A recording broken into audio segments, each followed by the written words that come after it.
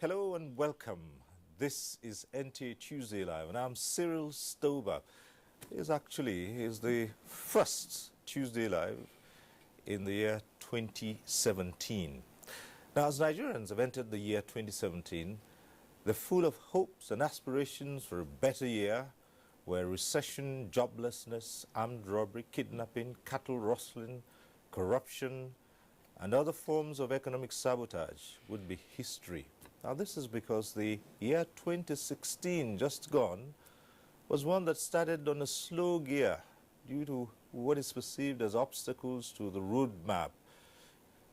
And that's talking about the economic policies or as a result of mismanagement of the country's resources that was carried over from the past year.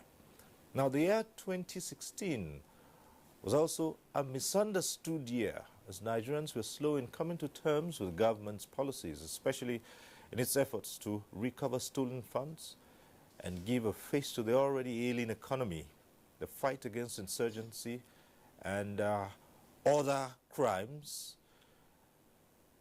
oil installation vandalism by militants in the Niger Delta region, and other forms of criminalities in different parts of the country. Now, the delay in the passage of the 2016 budget due to the issue of padding was one sour point of the year. But it was in the year 2016 that Nigeria defeated Boko Haram insurgents, taking over the operational headquarters at Camp Zero in Sambisa Forest in northeast Nigeria, with remnants of the insurgents on the run. In the south-south, the Nigerian military is waging another campaign to end illegal bunkering and the destruction of oil facilities, which is causing a lot of damage to the environment. Well, Nigeria's image went on a high internationally due to its war against corruption and other forms of social vices.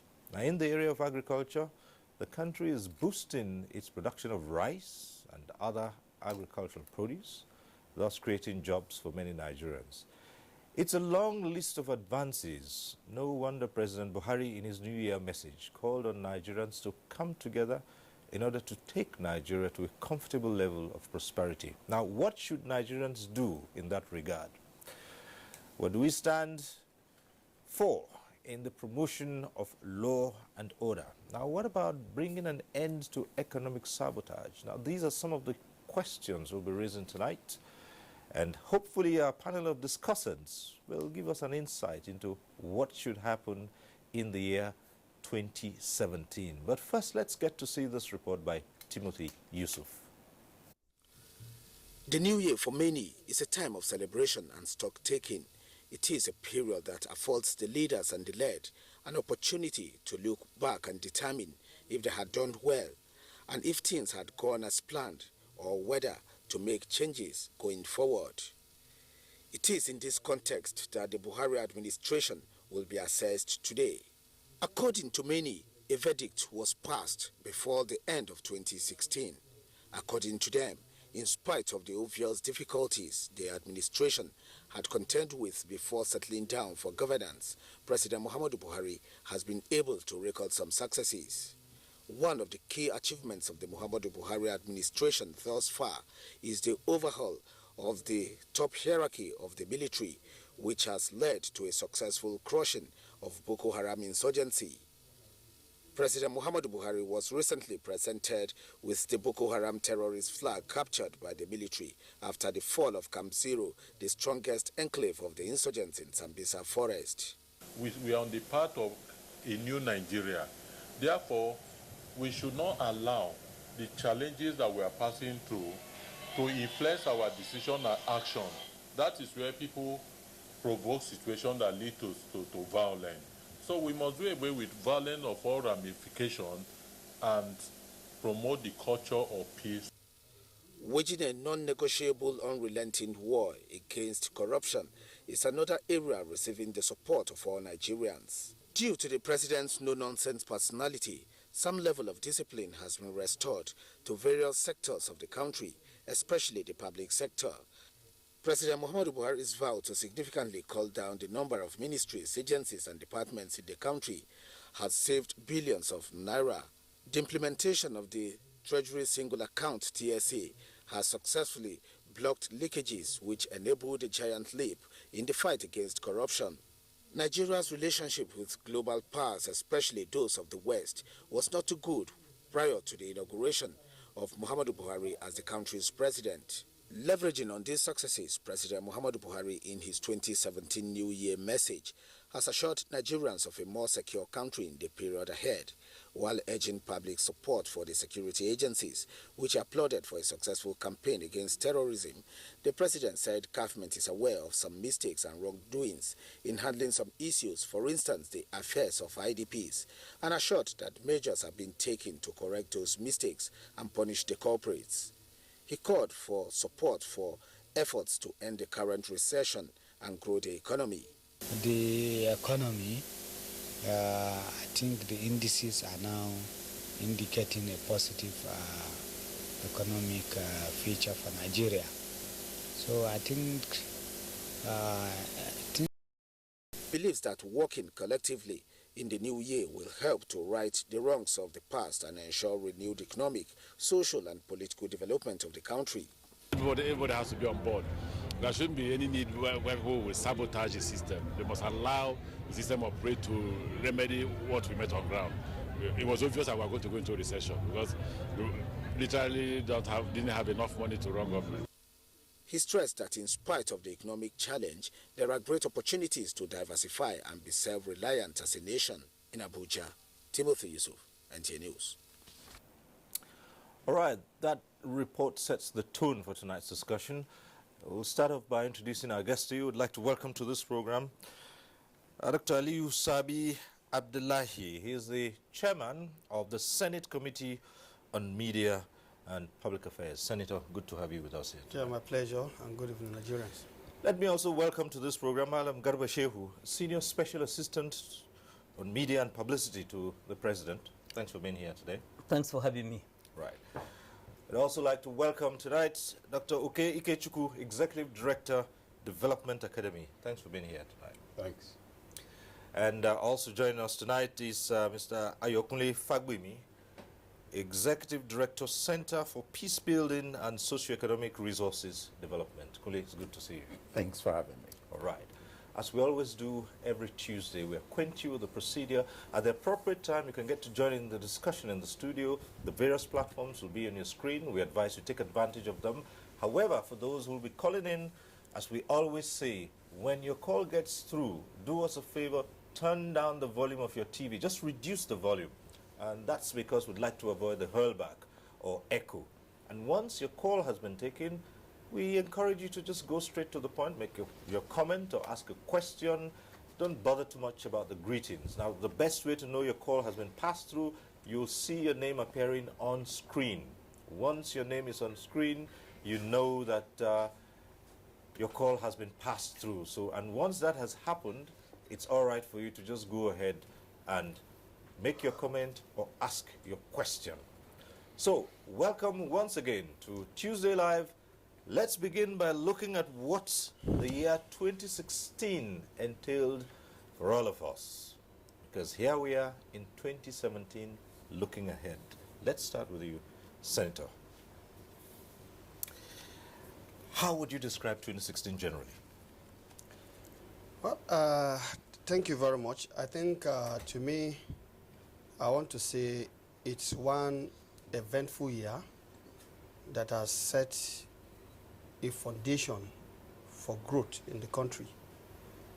Eventful in the sense that a lot has happened, and those events that happened in 2016, which you kind of summarized earlier, were events that has helped to show that when we pull together, we are surely bound to succeed as a nation.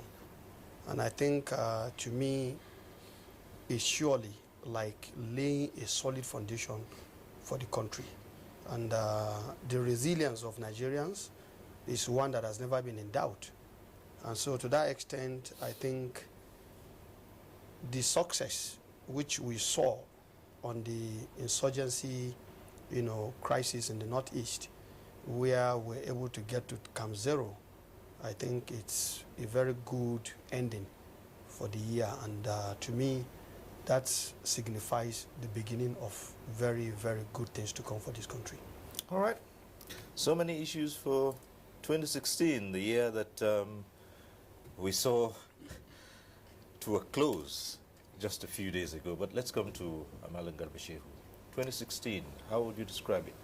Well, let me first start by congratulating Nigerians for experiencing Christmas and New Year. After decades of experiences, horrible experiences with the acute petrol shortages, armed robbery on massive scale, kidnapping of high-profile individuals, and major accidents on our highways. I think that for the first time, as I said, after many years, this year, Christmas and New Year have come with peace. And I think that, especially given, well, petrol, they had done some tricks in the past.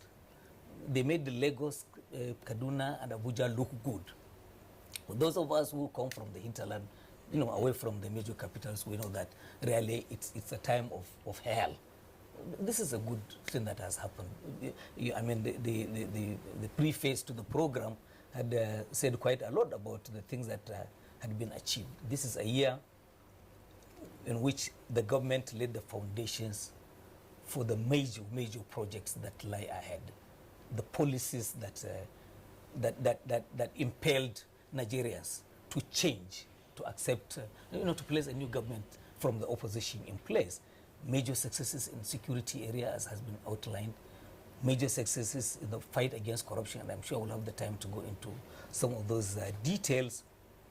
And the economy, yes, difficulties here and there, but you can clearly see that there's a massive effort, to restructure the economy and diversify it, as recorded and seen from successes that we've recorded in agriculture. All right. Okay. Dr. Ikechukwu. Well, for me, I think 2016 enabled us to see the crisis of the Nigerian state. First, that's the first full year we've had after a change of government that took over from an incumbent government that lost an election. That government took off, and from its initial reflexes, it was obvious it had issues it didn't quite resolve at the party level. Some of the worst fears at 2015 did not materialize in 2016 in terms of how the party was to go, but other problems materialized. Garba has said it was a Christmas of peace. Yes, it was also a Christmas of hunger. Just peace. But the truth of the matter is that taking the year as a whole, a few things became clear. Number one, this is a government that came on, drew up a budget, and 4 months into that budget, discovered it could only get about 38% of that budget because the currency had been devalued. That became a crisis. The management of that too, some of the worst anticipated outcomes didn't materialize, but on the whole, if you look at 2016, 3 conclusions are clear. Number one, policies are yet to be properly aligned to achieve desired results.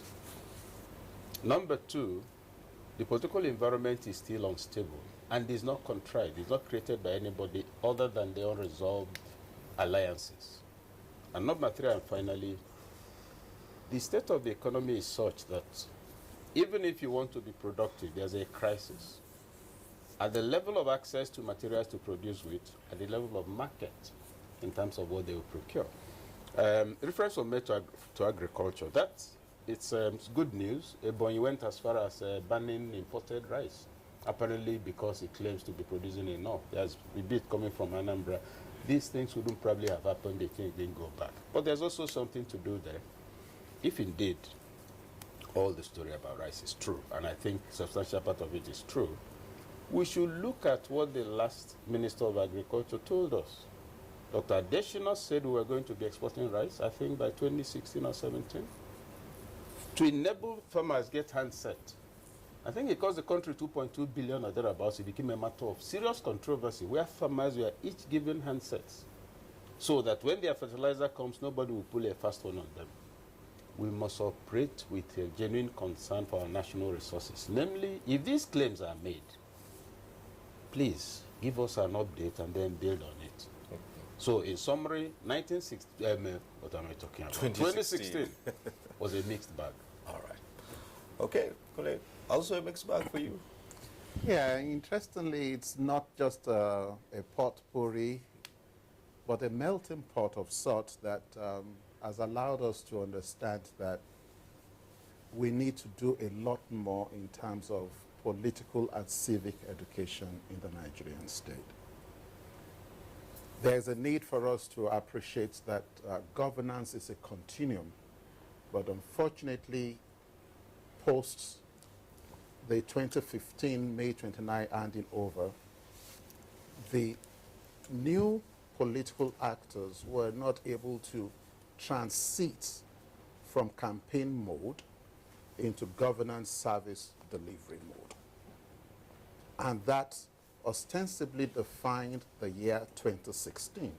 And this is partly because of the dynamics of the internal workings and the weak dynamics of the political party at the center of the governance system, which played out significantly in terms of the executive-legislative relationship, and later on accentuated within the dynamics of one of the cardinal flagship projects and programs of this administration, which was the crusade against corrupt acts and malfeasance.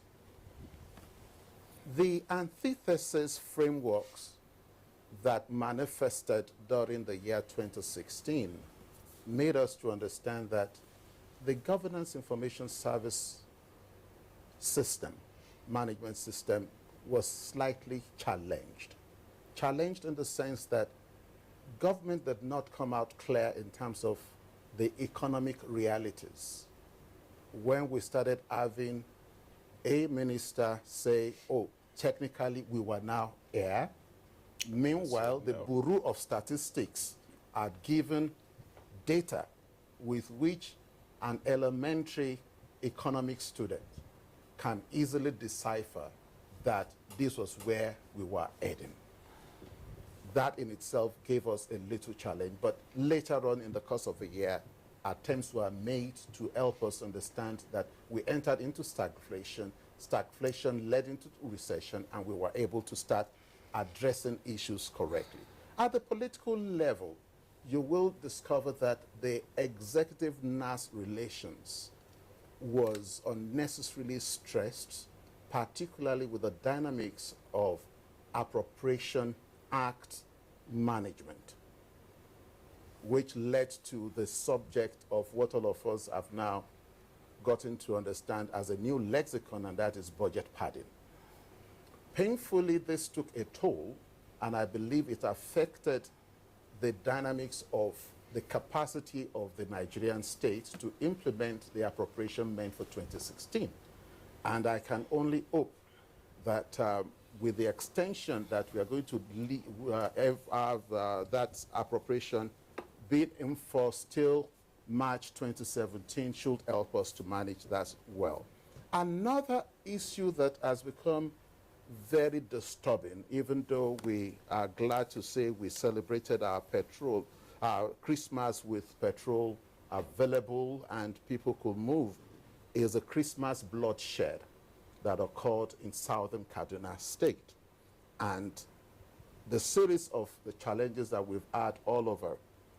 But again, at the political level, you'll discover that started coming up strongly on the need for us to again address and review the terms of our union or of our federation in the Nigerian state. And I believe Mr. President in his message attempted to discuss that much when painfully the speechwriter or the person that helped to prepare the draft, whether the person was trying to be patriotic in terms of the party structure, APC, decided to use the analogy of the broom.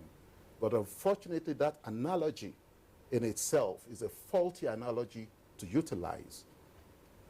Faulty in the sense that when you take a look at the African cultural myth and understanding about the broom. It spans from how you grow a palm tree through the harvesting of the palm fronds until you eventually strip each leaf of the palm frond to get the broomstick, which you now tie together to have your broom. And unfortunately, that particular paragraph of Mr. President's message was left hanging. And you'll discover that the same way I go to the market to buy broom for sweeping is the same way somebody who wants to make a wedu soup, which is a vegetable soup, will go to market and buy the same broom, but how I will treat that broom is different. And when you are done with the broom, what you do with that broom eventually is different. I hope subsequently those who prepare the drafts for Mr. President's consideration will begin to address this carefully and be very careful not to bring analogies that can easily put the presidency in a challenge. In terms of the restructuring of the economy, yes, we are making some progress. However, there are issues of concern in terms of some of the milestones that we are now wanting to celebrate. Like, take for instance the 5,000 naira for 1 million Nigerians. This must be tied to productive ventures in such a manner that we will see this clearly. And finally, I will want to talk about the way we managed our forex reserves and the value of the naira in the year 2016. It showed clearly that we had challenges with our understanding of fiscal and monetary policy issues in the Nigerian state, and we could not bring about a sync. All right.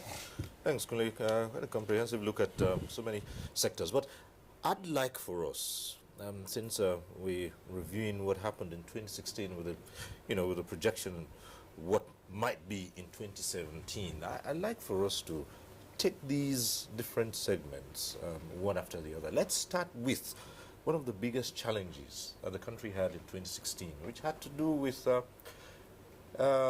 tackling the insurgency in the northeast and tackling other violent crimes in other parts of the country. And in that, how would you describe the approach towards tackling the insurgency? We've had that for quite some time.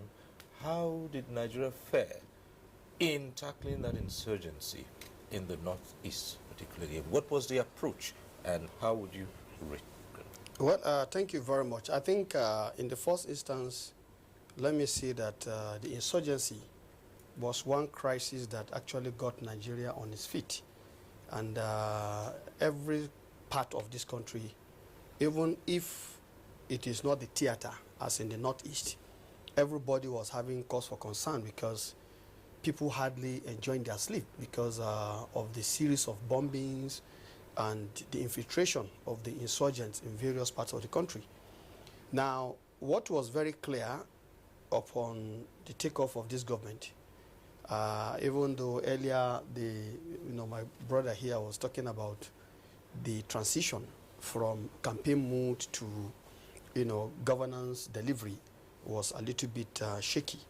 But I think on the part of the issue of insurgency, I think I will not see it as shaky, because for us in the National Assembly, the first issue we had from Mr. President, the first request was actually the issue of the service chiefs.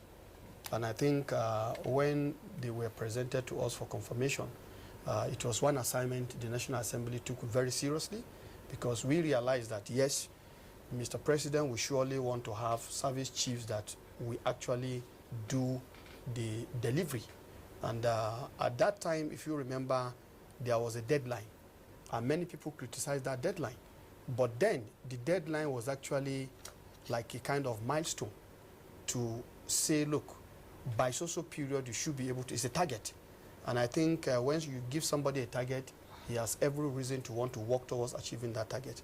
And I think for all intent and purpose, by the end of that target, which was December, I think that was last year, 2015. I think, it was very obvious that they were able to decimate the insurgents to the extent that they were able to cage them. And I think the subsequent efforts where funds were made. I remember we had the supplementary budget, and in that supplementary budget there were some requests for funding towards procuring that particular war, and the end result was, of course, the soldiers getting to Camp Zero just December. Now, the sincerity of purpose here, I think, is something commendable, and our armed forces surely did us proud, because there was so much commitment despite all the challenges, or what you may even call some of the politics. But at the end of the day, I will say that our armed forces remain very resolute and focused, and I think they've actually been able to technically say that yes, we've end the war last year. But to my mind, the war has not ended, because right now I would want to submit that coming to 2017, I want to see that, or I want to say that we are coming into the most difficult phase of that war, because it's an insurgency. It's not as if it's a war between two formal sovereign states. It's our own citizens who have taken up arms against their own country, for whatever reasons. And if you look at it, the doctrine that they pursued in carrying out this insurgency is one in which it is in the minds of people. And so I would want to see, coming to 2017, while it is okay that yes, the Sambisa forest is now going to be used as a training camp, now those insurgents and even those that have been arrested in the course of that war, what happens to them? What is the process of trying to get them rehabilitated and integrated into society, because they are our citizens?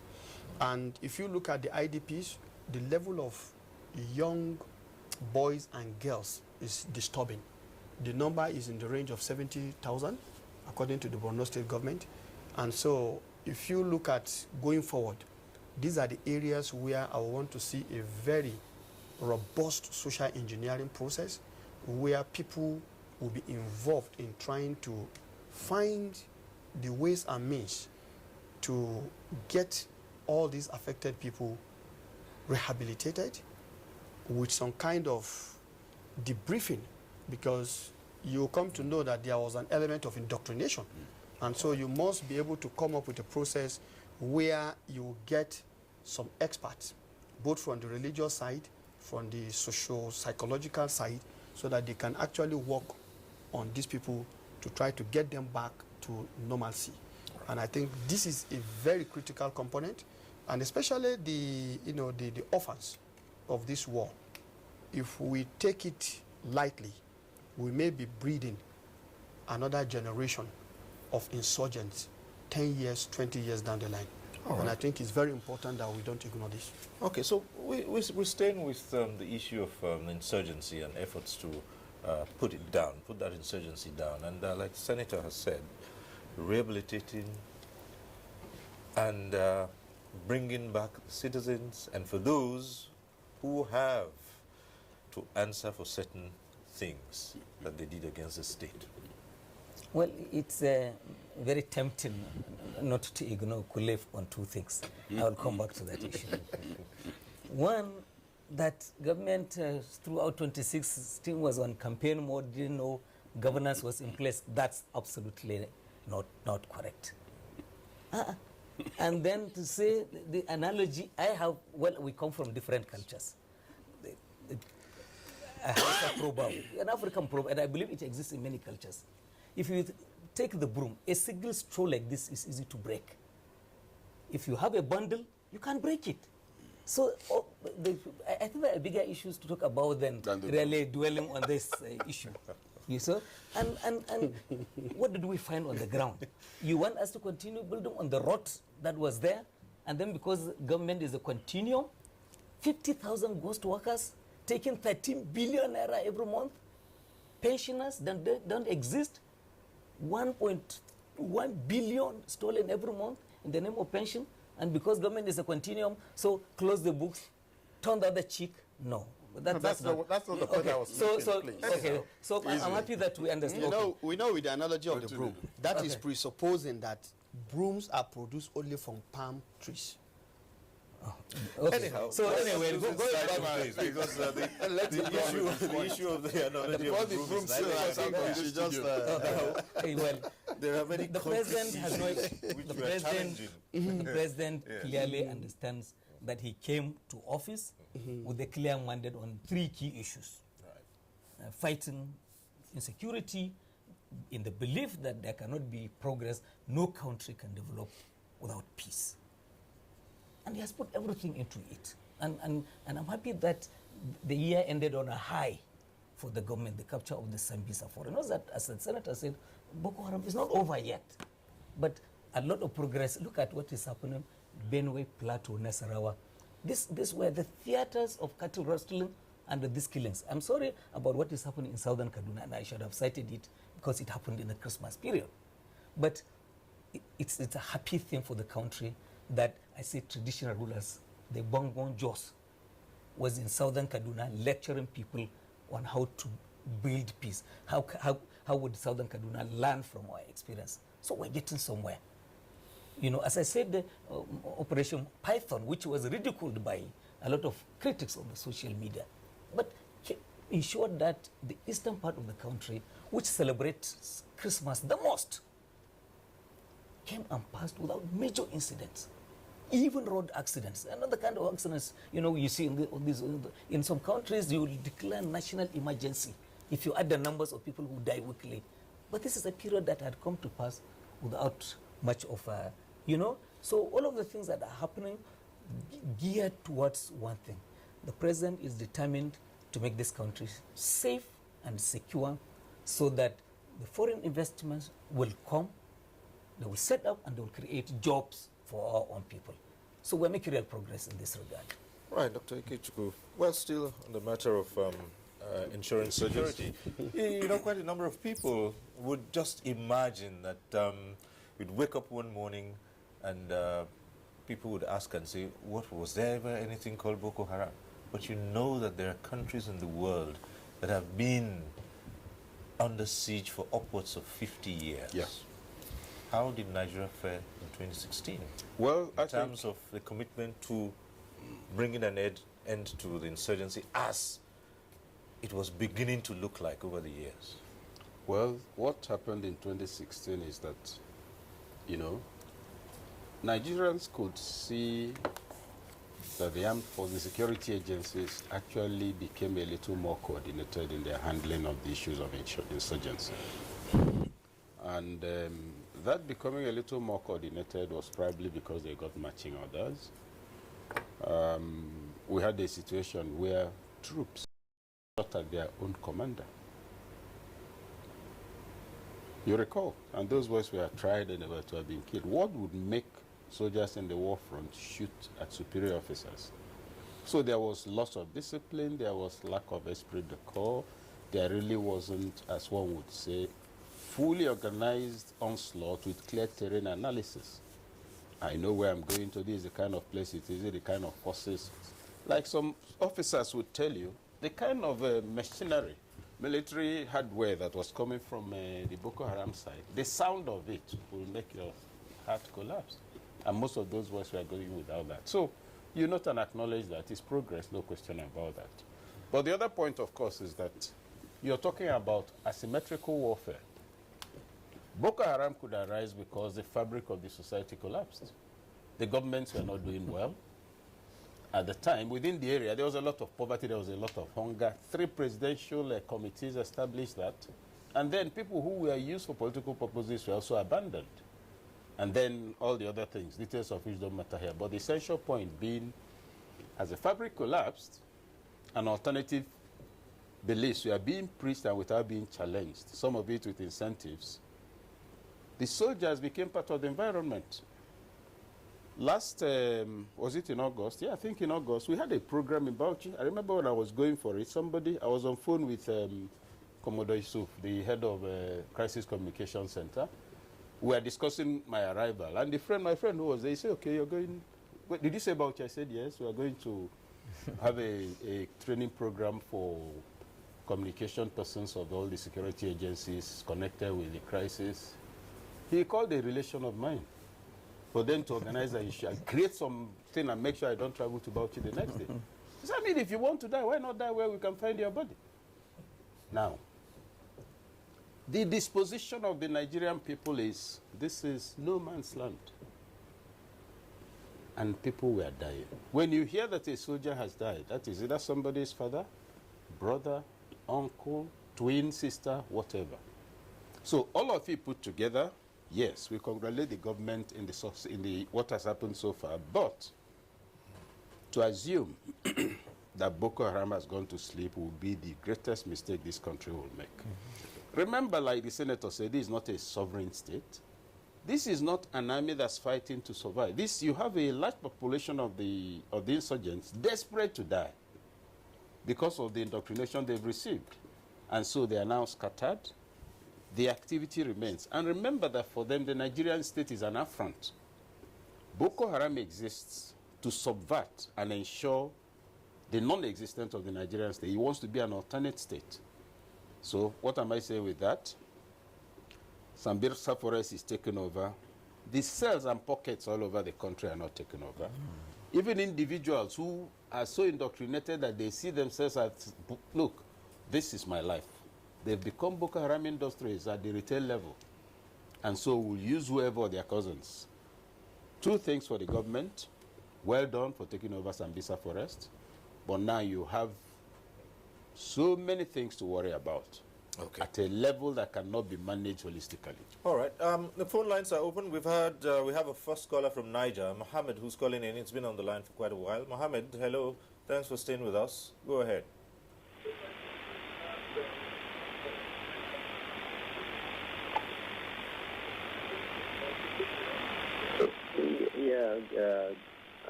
I am very, very interested in today's civilized program, especially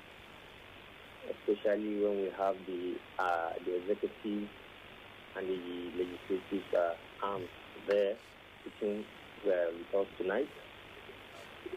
Well, it's very important. The man representing the legislative arm there is from my state.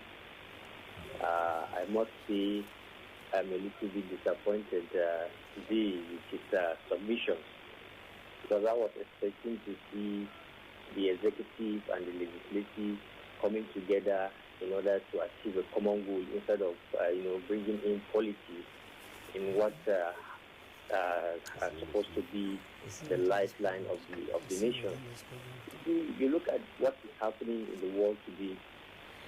Nations across the nation, if you look at it like in the United States, whatever has to do with the national interest, there is no politics. We must not play politics in all aspects. This is a time that all Nigerians will come together and support the administration, because the administration is a child of necessity. It's a child of necessity because at the time when the country is almost gone, when the whole world believed that there is no country called Nigeria again after 2016, now we are in 2017. And this Baba that we call our own president, with the remaining part of his own life, he said this is a legacy he wants to leave. The only cancer that is killing this country is corruption. And the issue of us not united, I mean, it is the political class that are out there to disunite us so that we could not achieve anything. So it is an ideology. The Boko Haram, the terrorists are all, it's about ideology. Let us have an ideology where we work together and see ourselves as a united country. United in ideology, united in policy, united in decision, and even in terms of legislative and executive policies. We will achieve great if all of us come together and support this administration, because it is a birth of new Nigeria. We are in a country whereby we do not believe that this country is ours. Rather, we are thinking that we come from a different section of our country. Where is our, do we have any country better than this country? No. So we must forget about, I am this tribe, we are this tribe, or we are from this region. It will not do us good. So if all Nigeria today, we are happy celebrating New Year without bombs, without any fear, without any so many things that have been dropped by this administration. The corruption tendency, everybody who is starting with responsibility now believes that is not there to siphon the economy of this country rather than to serve. So the president has become a role model to anybody who is going to aspire for any position in this country. That I'm going there to serve, not to use my disposition to siphon the economy of this country. So we should learn from that. We should give the administration a boost, because there was a time before the end of the year, we almost thought that the administration cannot perform, the administration has no purpose, the administration has nothing to offer. But today, I'm happy to see that in this country, for the first in history, that this country has employed 200 graduates at different capacities. There wasn't any time that the government of this country has sat down and looked at the issue of unemployment. This government has looked at it even in the pain, even at the time when people have lost hope. Now, even at the wake of this morning, we had in the news. All right, Mohammed, thanks a lot. Yes, you've drawn attention to the fact that you have among our guests here people representing the legislative arm of government as well as the executive arm of government. And, Senator heard you out and he has a reaction to that. Mohammed, thank you for your call. But honestly, I think all of us, the four panelists here, were a little bit lost whether you were making comments based on what all of us have said so far. Actually. Because I did not see or hear anybody out of us, neither myself or the other gentlemen, making any comments to show that we are here to antagonize each other. And for me, from the legislative arm, all that I have said is just to show exactly what I feel about last year, and we ended on a very good note. So I don't know where we have antagonized ourselves with my big brother here. So, but perhaps if this was your premeditated, statement you want to make, thinking that the legislature is always out to antagonize the executive. Well, even where there is antagonism, I want to say that it is always a positive antagonism, because we believe in a democracy. We agree to disagree and we disagree to agree. So I don't see anybody making any statement, but some of the comments you have made, they are beautiful. We should see ourselves first and foremost as Nigerians. And I will tell you, in the legislature, we don't see ourselves as APC, PDP. We see ourselves as senators of the Federal Republic of Nigeria or members of the House of Representatives of the Federal Republic of Nigeria. So Nigeria comes in first, and all of us have sworn to defend the constitution of the country, and that is exactly what we choose to do and will continue to do. All right, there's still another call coming through. This also, this is from Kenji, and Ahmed is calling in from Kenji Dam. So I know I assure you the calls are coming just that way. Right. Hello, Ahmed. Go ahead. Power failure from Kenji. Hello. Yes, go ahead. Good evening. Good evening. Just like I have seen my name on the screen, I'm Ahmed Suleiman from Kanjida. Honestly speaking, I must commend my brother. I must commend my brother, Dr. Aliu Sabi Abdullahi, for a wonderful and a very beautiful submission he has been doing. Honestly, we are proud of him.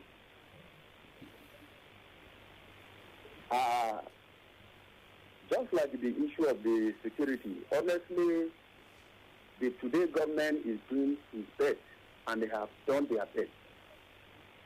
Because initially, we cannot sleep with our eyes closed. We have to sleep with one eye open. But today, everybody can sleep in his house without any tension. You sleep with two eyes closed.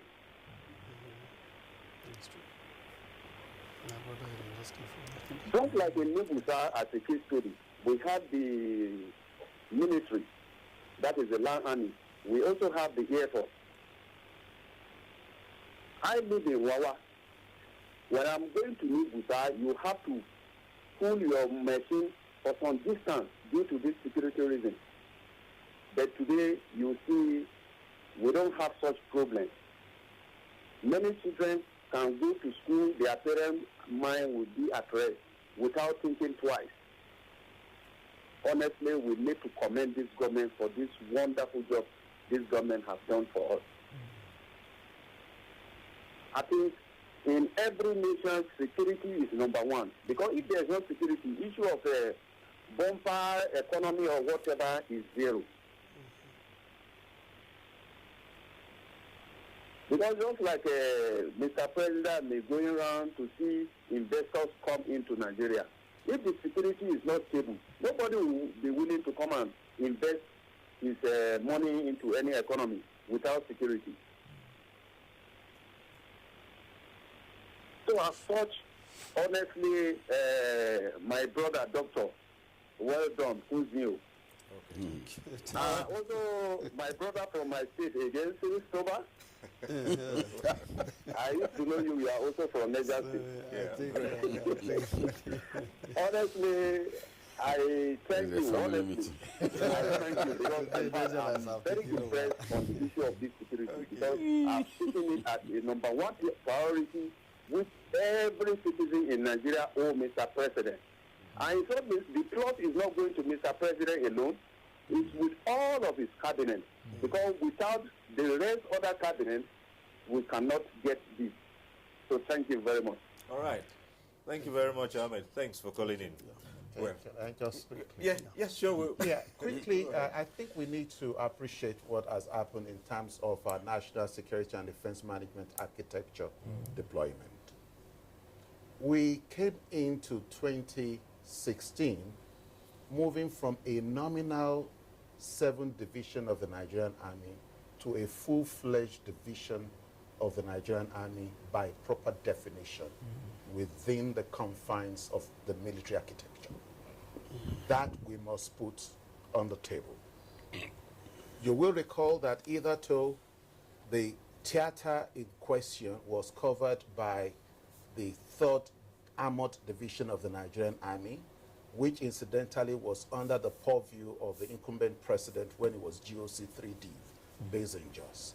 And that was the same theater that in '82 he had to operate on, and he really understood, and he still has an understanding of that terrain. And that's why it's easier for us to move in and begin to implement Nigeria's national security and defense management architecture. For some of us who have been privileged to discuss the appointment of the service chiefs and the need to retain them within the confines of the Armed Forces Security Act, Armed Forces Act, to understand that we are dealing with a Boko Haram phenomenon, and you will discover that the Office of the National Security Advisor incidentally has done what was most expedient by reviewing even earlier than a midterm time frame as expected, the NACTES policy, that is the counter-terrorism strategy document, so as to reinforce it and make it robust. And then you can now begin to understand the dynamics of how to deal with the franchise elements of the cells that are being scattered. And then there is a need for us to put in proper perspective what we are dealing with when you're talking about the Boko Haram phenomenon. I'm not talking about Boko Haram terrorists. There is a phenomenon of which the terrorist component is an aspect. And you have the Sahelo-Sahara conflict system. You have the Lake Chad Basin conflict system to contend with. And if you look at the Lake Chad Basin conflict system, it is equally linked to the Gulf of Guinea conflict system. And these are things that are very serious. And that is why you have someone like General Olodnishaki, who is a doctrinal expert as a Chief of Defense Staff. And you can bring all this mix into the way this service delivery is ongoing. now that we have a full-fledged division of the Nigerian Army in situ in the Northeast, meaning that you have a minimum of 5 to 7 brigades, you can see that in terms of operational dynamics, they are able to cover and then take hold of some of the areas, and that is why we are celebrating today. But the most important thing is the fact that we are again improving on our data gathering system for intelligence in terms of interface between the intelligence community and the citizenry, which is very key, and that is where we need to strengthen a lot of things. I do hope that the Senate of the Federal Republic will be smart enough to take a look at the decision that they are having to reconstitute and make Sambisa region another training facility. There is a need for us to cross-check if it is true what is in public domain, that that particular region, that particular facility was a National Guard training facility either in the 90s. If that was so, what really happened and what are the security risk implications that we have to contend with? We need to do all that in terms of ensuring that, above all, we do bring people to book, because we have a terrorism act. If we have a terrorism act, are we activating that act to prosecute? What has happened to all the people allegedly apprehended that were retained in custody for some time? Have they been taken through the legal procedures? We need to do a thorough study of this. All right. Still back on the phone lines. Abdurazak is calling in from Delta. Delta this time. Abdurazak, hello. Are you sure it's not Niger? Yeah.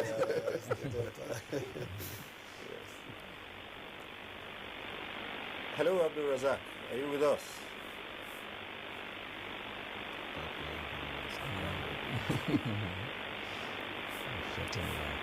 Let's move on.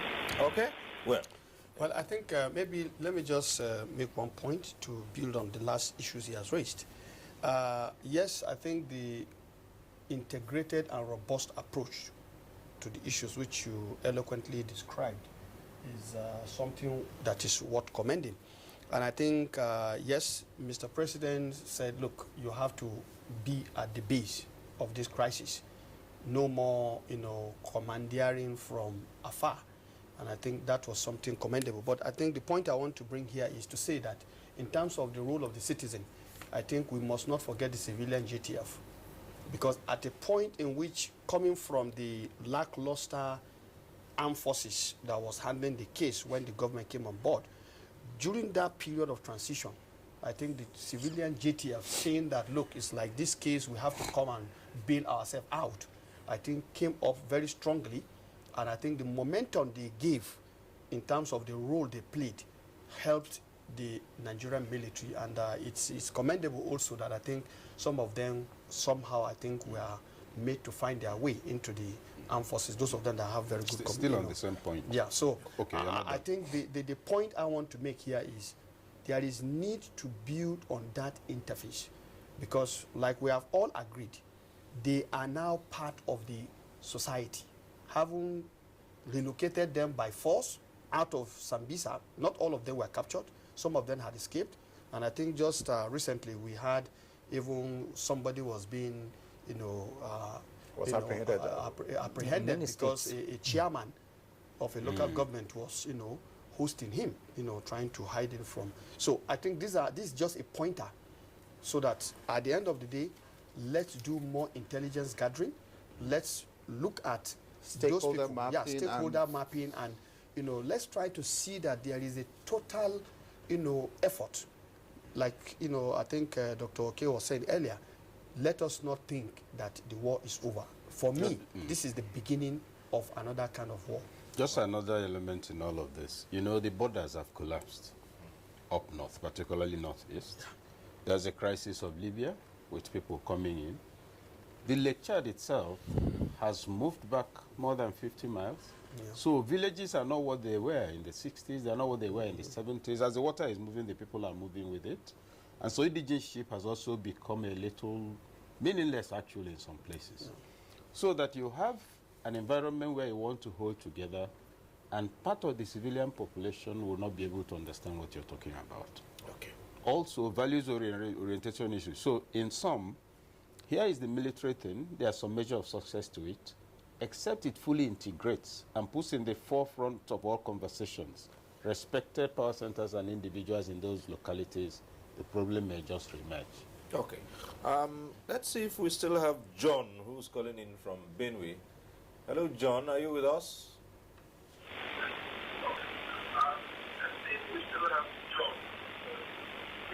Good evening. Yes, good evening. Yeah. Good evening. Good evening. Go ahead. Good evening. Good evening.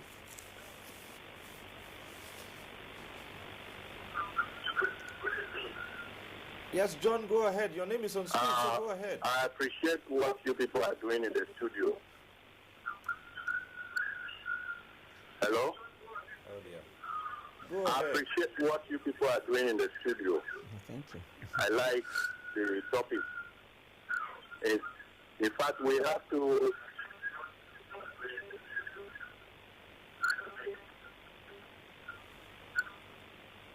Well, John, John, I'll tell you what you're doing.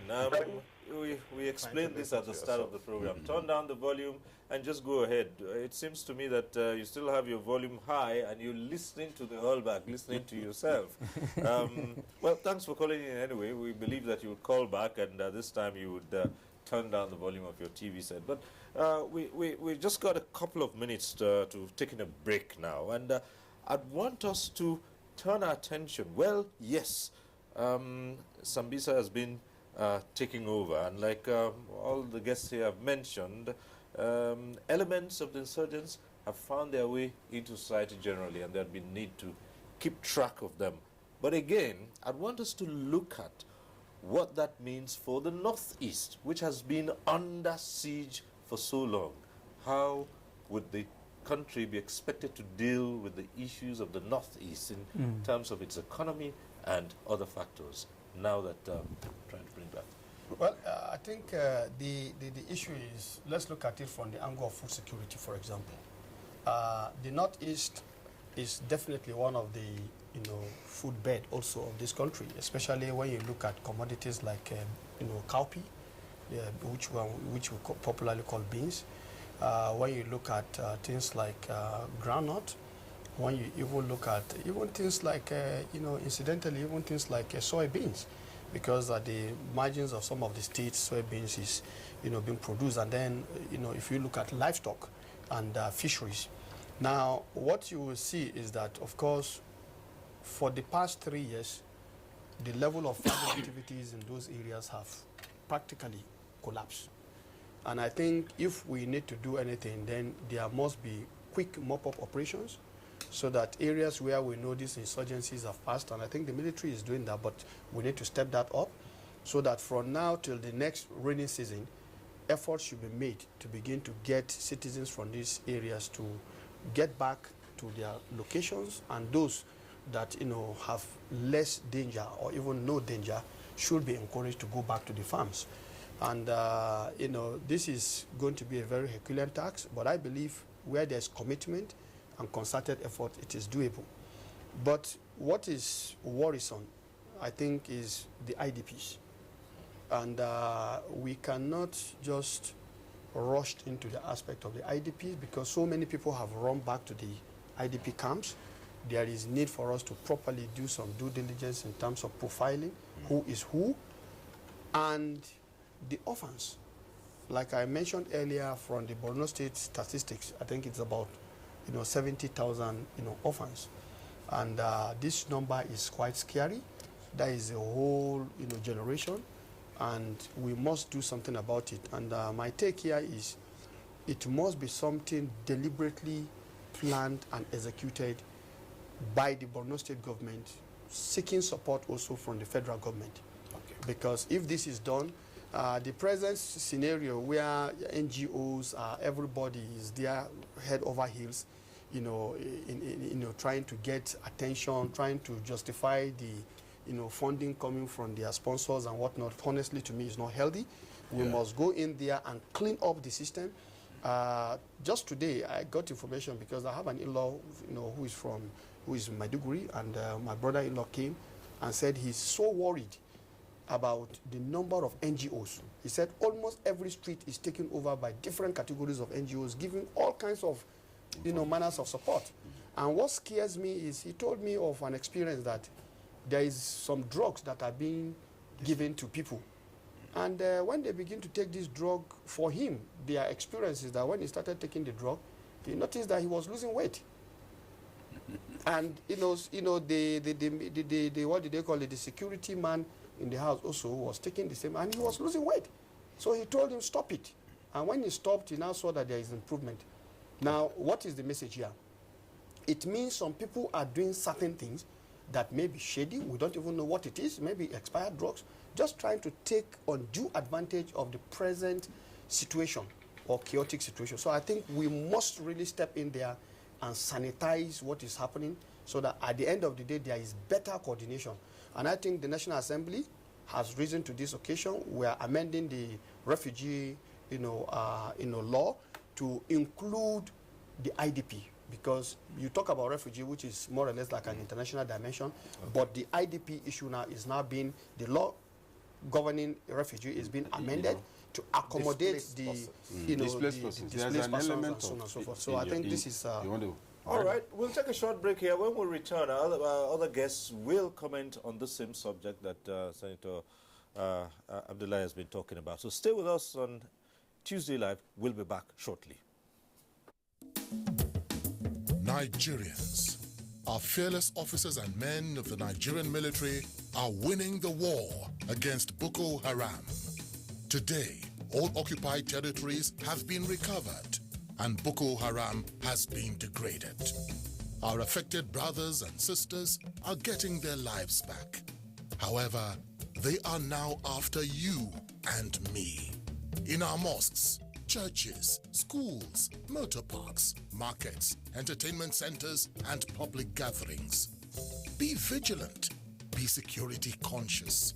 Report suspicious persons, objects, and movements to the police and other security agencies. The security of our nation is a duty for you and me. Nigeria, unite against terrorism. This message is brought to you by the Federal Ministry of Information and Culture. The struggle for independence had been a long and tough one. Our founding fathers and compatriots sacrificed their comfort and even shed their blood. We cannot at this point in history afford to spirit away their sacrifices for immediate but temporary gains of today. Let us emphasize what unites and not what divides us. Working for the unity of purpose with a stronger vision for a better tomorrow. NTA, growing with the nation. Nigeria, the only country we can train with remarkable potentials to excel. Let us believe in ourselves and change our attitude for the sake of our country and generations unborn.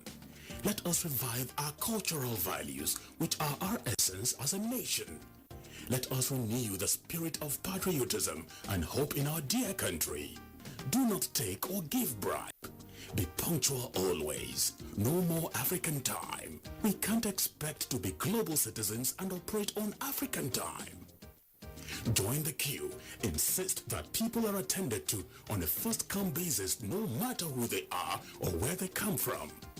Nigeria, good people, great nation.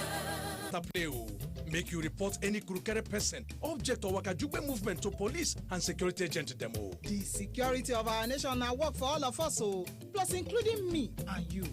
Nigeria, make we unite against terrorism. Now, Federal Ministry of Information and Culture bring on this message.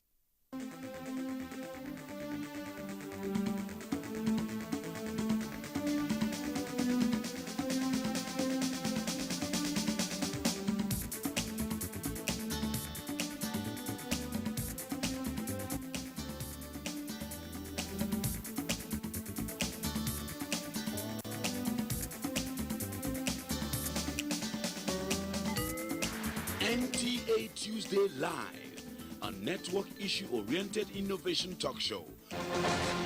All right, thanks for staying with us. We're back after the break, and yes, the discussion has been going on here. And just before we went on break, we raised the issue about how to deal with the Northeast.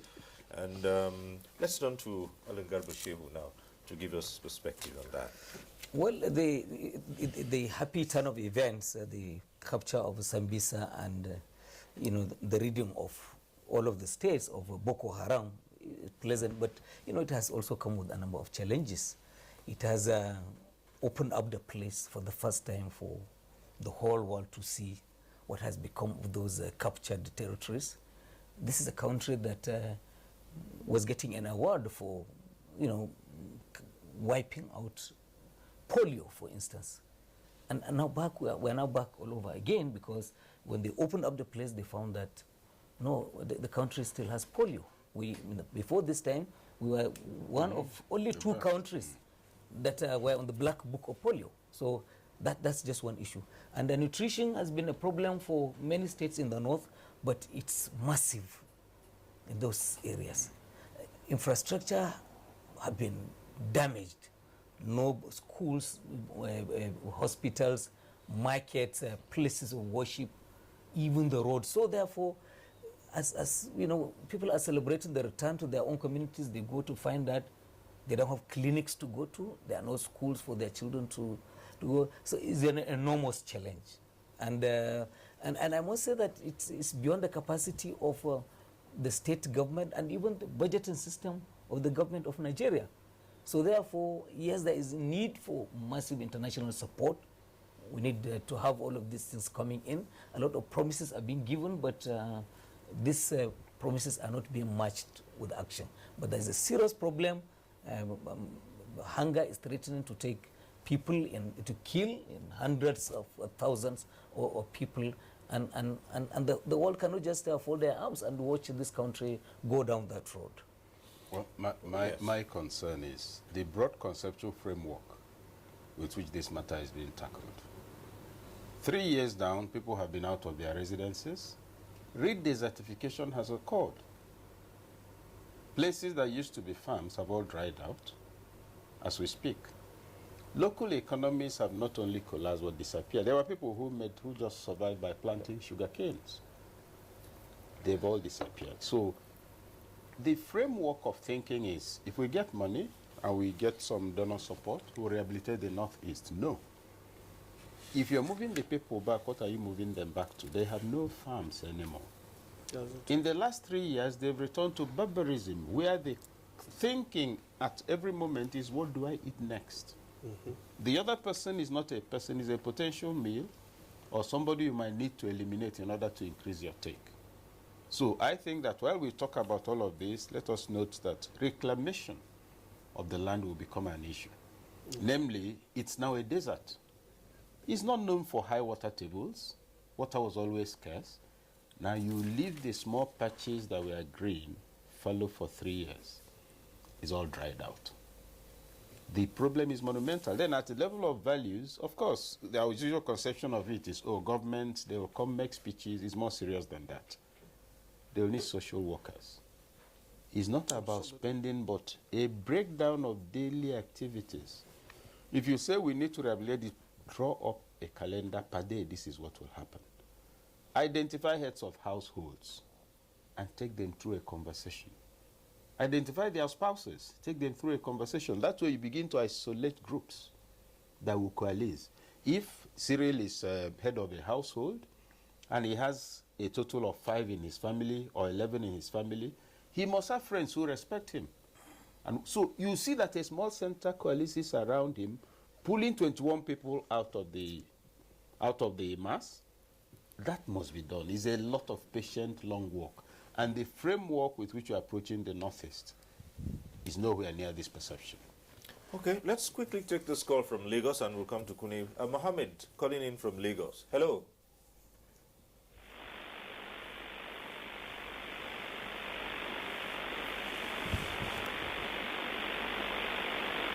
Oh, good evening, sir. Yes, good evening. Good evening. Good evening. Hello, good evening. Good evening. Go ahead. It's Muhammad Munir from Lagos. Good evening, sir. Yeah, evening. I really want to contribute because I appreciate those. Hello? Yeah, go ahead, go on.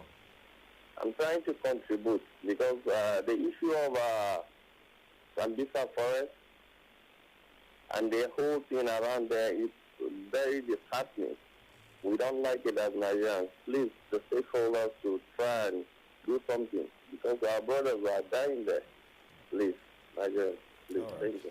Okay, thank you very much. That was a brief one. So, Kule. Basically, I think what we need to do is we're not going to reinvent the wheel. Some of us were privileged to have worked at the AU level in developing what is called a post-conflict reconstruction and development framework. There's a need for us to bring that to speed and adapt relevant portions for the use of the Nigerian state. And for the National Assembly to kindly expedite action on the review amendment of the Refugee Commission Act so that emphatically that entity can operate within the sphere protocol as enunciated by the United Nations, and for us to begin to work on how to ensure that integrated development scheme, some of which OK had rightly enunciated earlier on, is brought to bear on the dynamics.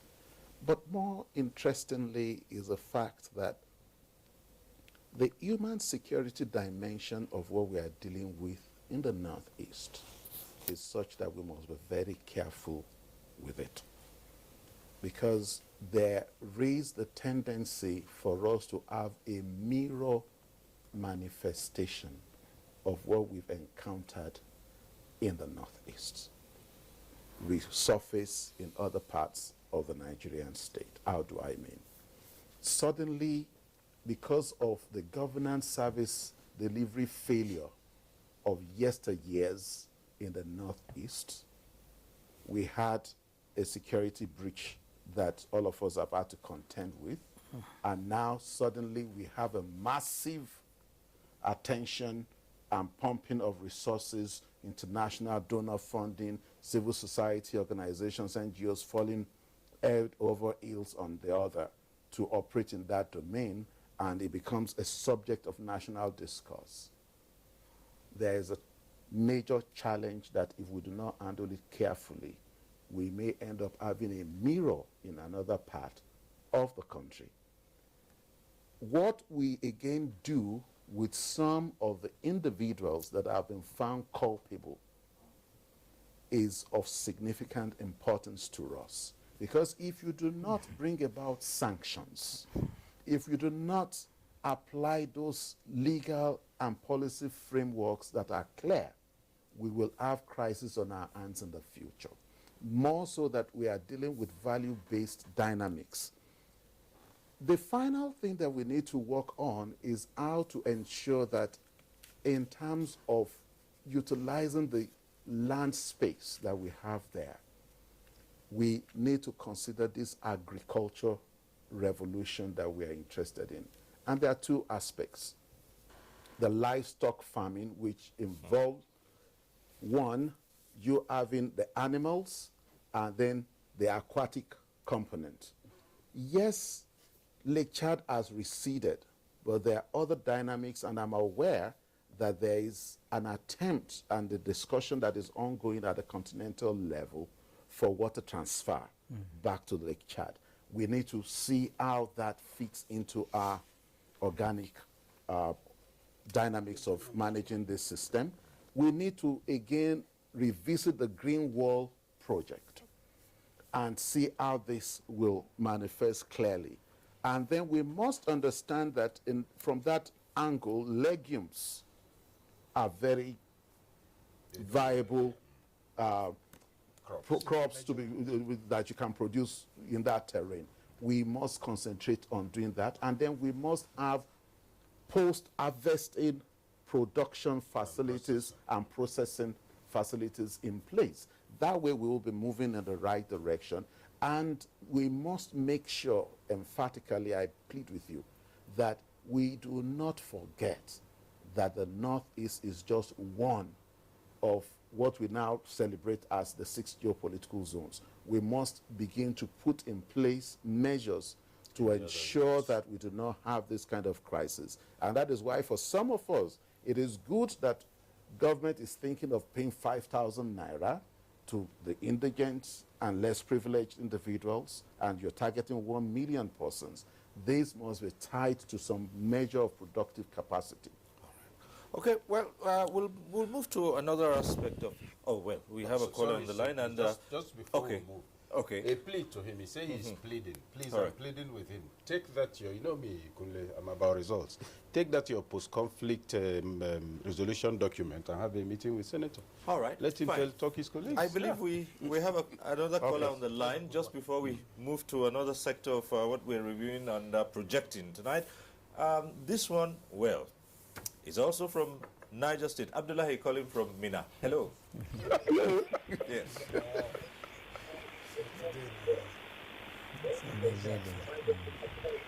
They are awake. Yeah, I want to appreciate the panelists there for a job well done. I am Abdullah Jabi. I'm the National Secretary General of Campaign for Democracy. And the issue at hand is a very interesting one for the fact that Nigerian armed forces have made us proud by conquering the Sambisa forest. And what is left to my own citizen is for the citizenry to come up, to cooperate, and understand the fact that the remnants of this Boko Haram that has fused into the Nigerian society are properly checked through consciousness. Everybody was security conscious.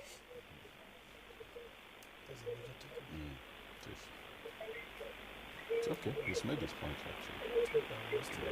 Oh, dear. Let me appreciate Mr. Yokunle for his knowledge on the subject matter and all the panelists. This is coming against the background that he is a specialist in peace building and socioeconomic development expert. I think he will enhance the activities of the legislator with his materials there for us to get over the issue of IDP that is a woman problem. And I must give kudos to the federal government for living to their promise that the issue of insurgency will be dealt with. And again, the general have been there the best of his experience, knowledge, and expertise in conquering Boko Haram at that level. We must give the same attention that we gave to the militants in the Niger Delta through the former president, late President Adua, to the Northeast. I am aware that the Northeast Commission is already out. It has been approved by National Assembly. So resources, at least 30% resources of the federation account should be allocated to them to expedite the building of human habitation. That is very, very critical. Let me thank Shehu that is there to present the executives.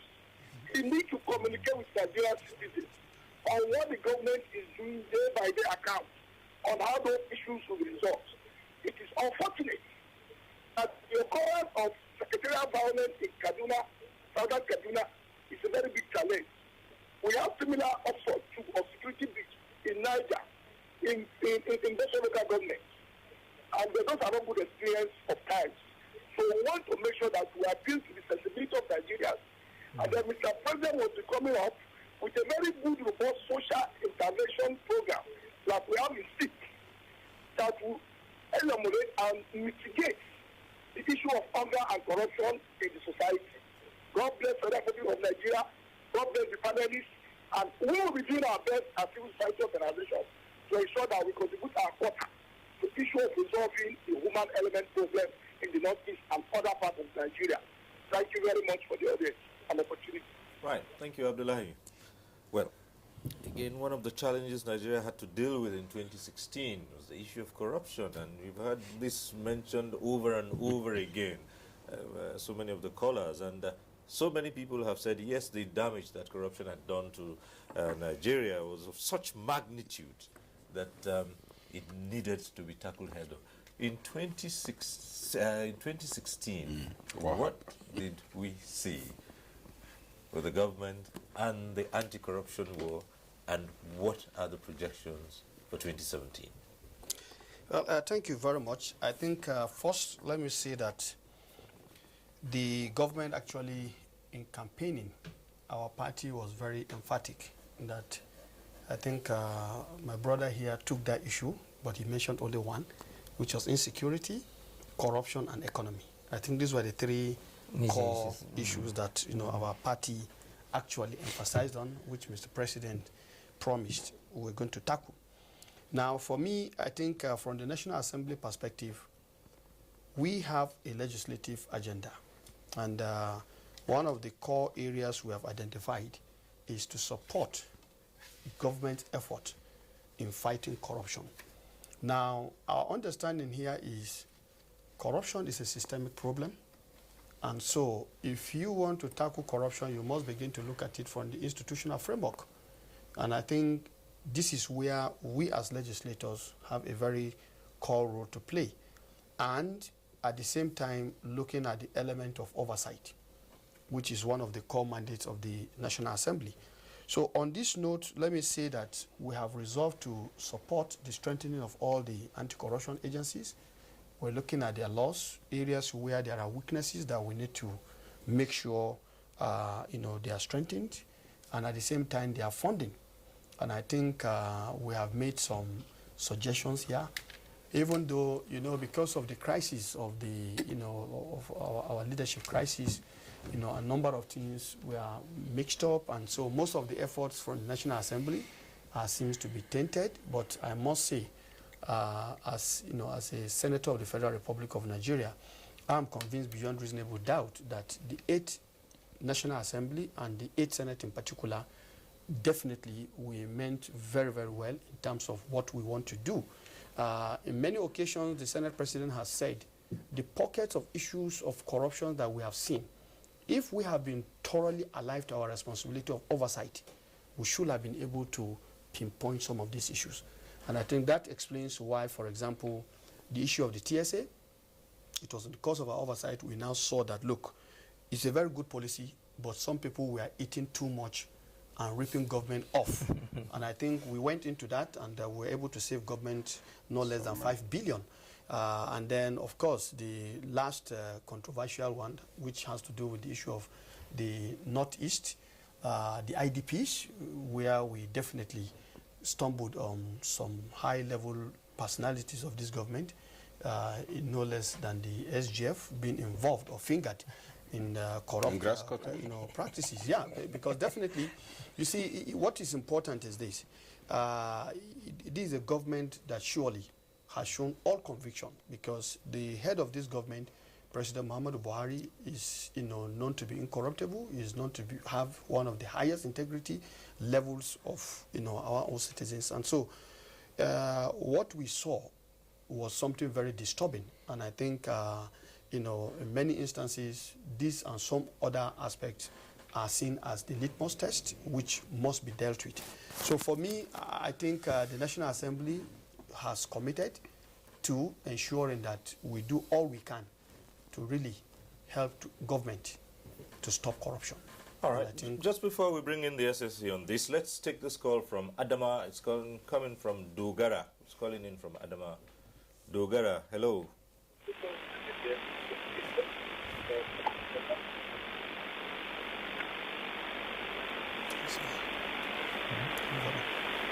Good evening. Yes, go ahead. Good evening. Hello, good evening. Good evening. I would like to contribute to the program. I'm living in Mubi, Adamawa State. So I happen to be almost close to the center of the theater.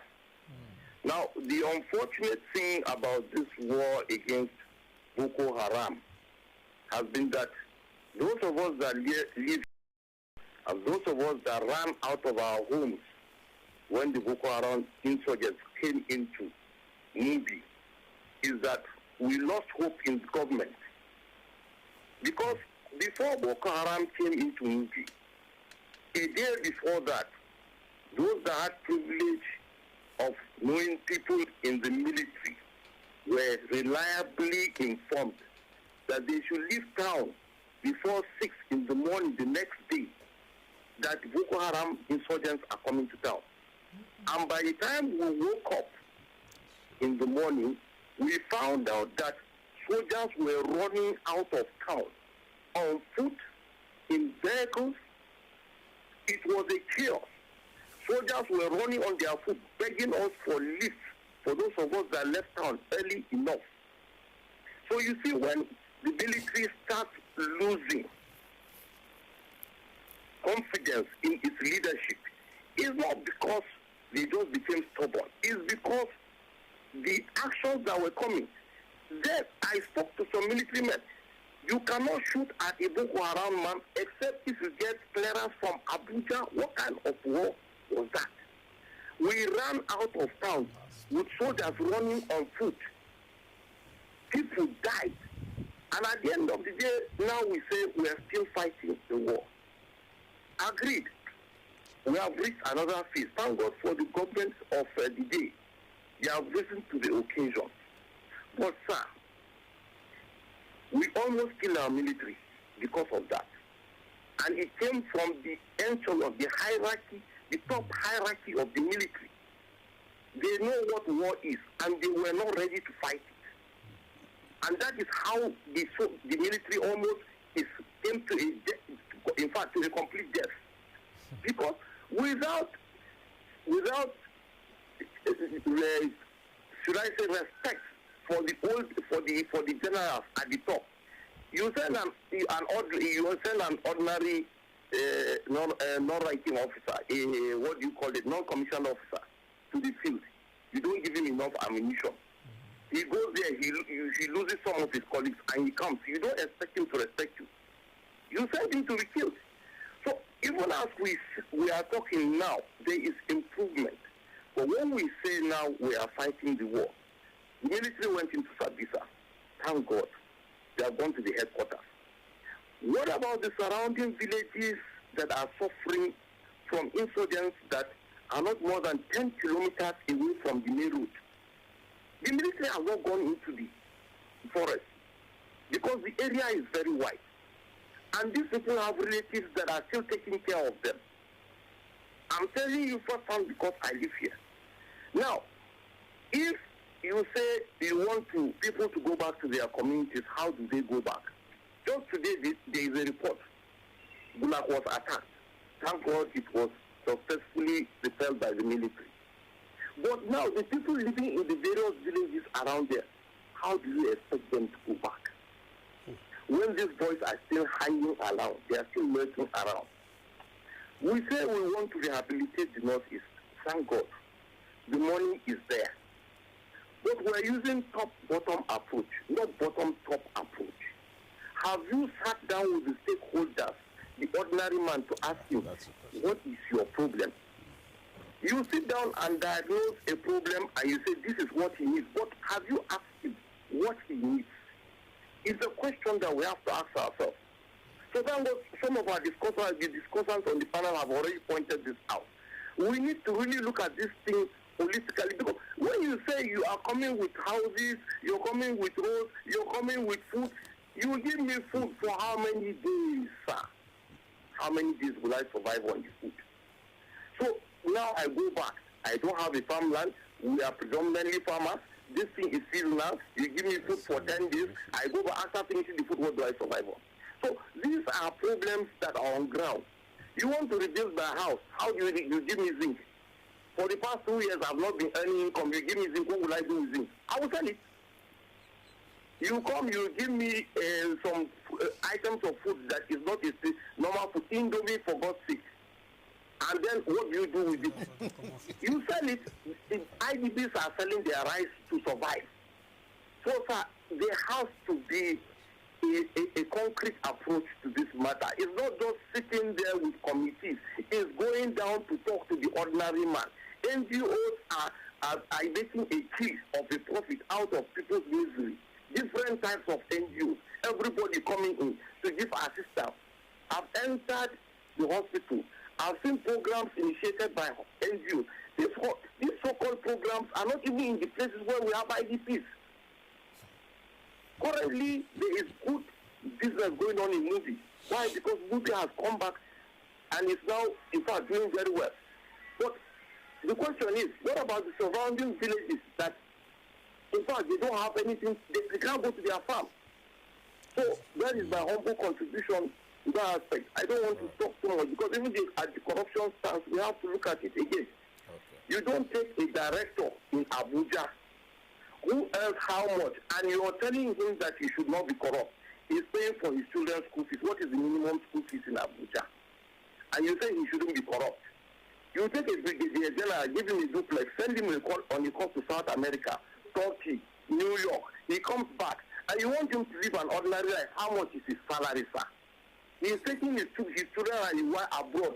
Now you want him to retire. In fact, can he maintain that lifestyle? And you want corruption?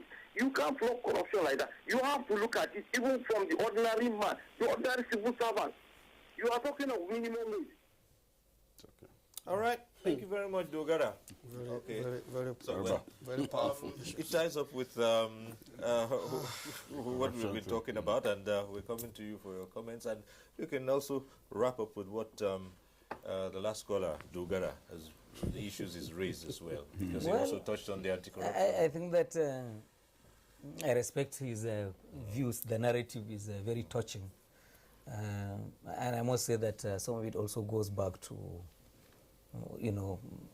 the early part of, the period of this administration. And I think quite a lot of things, leadership, which he complained about, really the change in the leadership of the armed forces has significantly altered a lot of the things that, and the movement, of the command control center to Maiduguri. All of these things have now helped, to bring, leadership to and tackle some of the problems. And we do sincerely hope that jointly with the JTFs and the local communities, if you wait for the police and the army to do just this, for a lot of the things that were achieved, where we owe to the hunters, so who rallied around the military and showed the way, because there is their own terrain. So it's not the time to, and everyone has said it here, we can't lower our guard.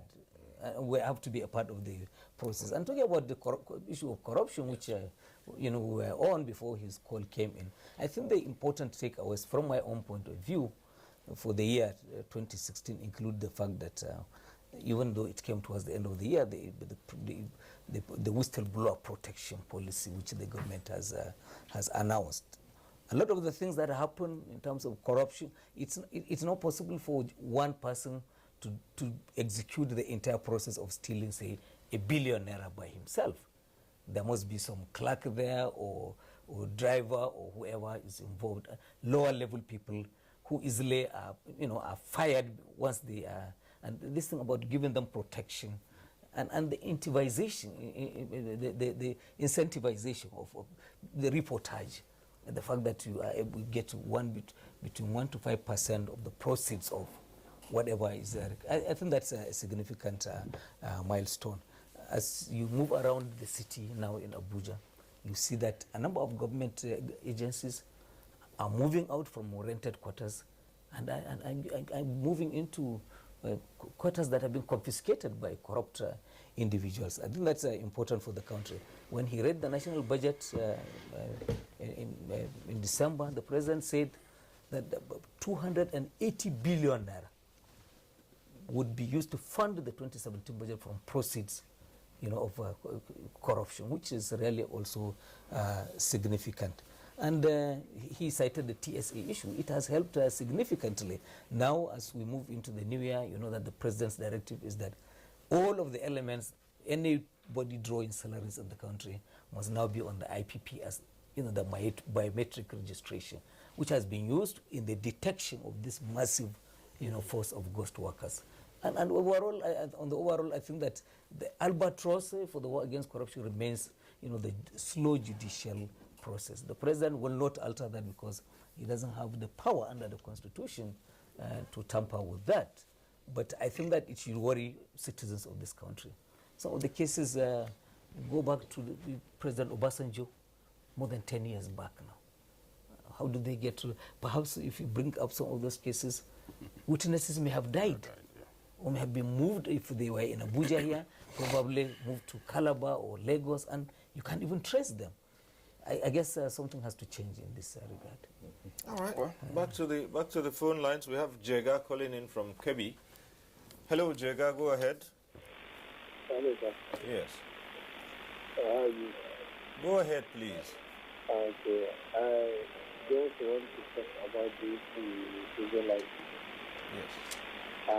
The issues that we are talking about. We are all this government. Well, because we are looking for this Nigerian army, and this government always we are just looking for president one side as it is exposed person. It is exposed with, but sometimes they had problem with the Senate and the legislature. Okay. All right, Jega, thank you very much. We found it extremely difficult to get the drift of your comment. I believe it was a comment and not a question in the offering. But anyway, Dr. Ikechukwu, still on the subject of corruption, anti-corruption, 2016 and what we expect 2017. No, before 2016, I think the federal government should revisit the monetization policy that came in under Obasanjo. By that policy, you were paid everything, your rent and the rest of it. I recall I was then in the Ministry of Information as SA to the Minister and Chief of Staff. All the vehicles in the ministries all over the Federation were sold off, the drivers were laid off, and the senior staffers were paid what would be the equivalent of all of that. Even ministers were not supposed to be housed by government. I recall it because at the time it was being implemented, Chikel, who was my boss and the Minister of Information, called me. We met in the office. He said, remember our agreement? We're not going to do contracts. I said, yes. Is there a change in that? He said, no. That cars are now about to be sold, and he knows some of my fellow SAs in other ministries who had bought 4.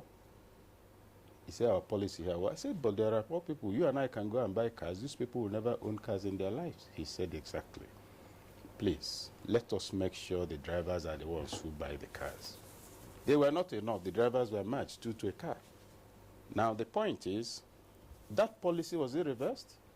If it wasn't, somebody should find out why there are 3 times more drivers than they were, and why people who are supposed to have been paid everything are now being paid for by government. So the matter of corruption, I'm referring to the point the other fellow made about what you're paying a director.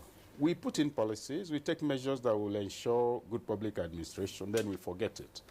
Now, on the matter of current war against corruption and the rest of it, some people will say, oh, it's selective, but I will say, but something is happening. Some of the figures are scary. It's of no interest to me. This is routine administration. That's the work. There are agencies to deal with it. You know, there have been a lot of complicity among the elite. Now that complicity is being broken through, and that's why we're seeing what we are seeing. But what is of concern to me is lasting values. We have today governors in the Senate who are on pension and who are being paid as senators. We have today a governor, I think Oshomole was the head of labor for a long time. From what the state state assembly is working on, he's going to be given 300 million to settle himself, right? You look at Akwa Ibom and Lagos and all the states, the entitlements of governors when they are not in office is a scandal under any climb on the planet. Because what you're going to have in 50 years will be how many people? Each of them earning X amount every month at the expense of states. You're recreating an aristocracy of idlers. Because I've been a governor, that's why I should have 4 or 6 brand new cars every 4 years. I have a driver paid for, and the rest of it. Not that it's a problem. But within what environment would I be earning that money? Where poverty is king. So are you really rewarding me or setting me up to be burnt later when the hunger gets too much? Those are the issues to consider. And I think that that's where the president can actually make some intervention that will complement and give credibility. No matter what you say about President Buhari, if you say he's corrupt, people will laugh at you. So there's a distinction between his personal profile and the crisis of values and credibility that could undermine all of that. How many of the governors are APC governors who are earning double income and they can afford not to earn it?